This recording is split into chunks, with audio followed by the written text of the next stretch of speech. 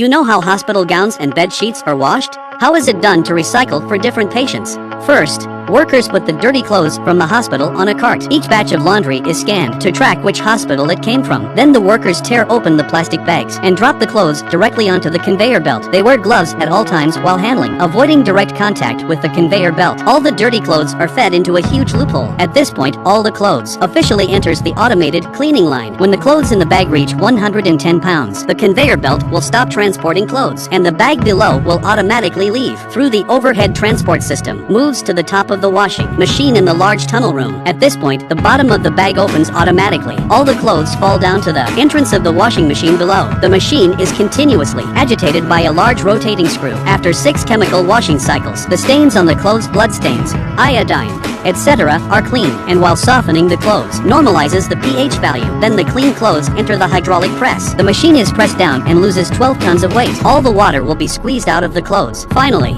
the clothes are squeezed into a cake-like shape, then with the conveyor belt transported to the drying area of the dryer. Here the clothes are dry for 22 minutes. When the infrared sensor of the machine detects the clothes is completely dry, it will send a stop signal and start the propeller in front to break up all the clothes that are stuck together to prepare for the next sorting. At the next station, workers will sort out different categories of items and throw them into the designated cloth bags. When the weight of the clothes in the bag reaches the standard, they are lowered through a pipe to a second sorting area. The bulk items go directly through the vacuum system into the automatic bagging machine. There is a built-in scale inside the machine. The bags can be weighed as they are filled, or use a photocell, counting the number of clothes in the bag. Sheets and covers are handled in different ways. The worker unfolds them and puts them in the tumbler. Then the machine automatically folds them together and stacked neatly underneath the machine. Then they are transported on a conveyor belt to the next station, and then they are transported back to the hospital with all the laundry.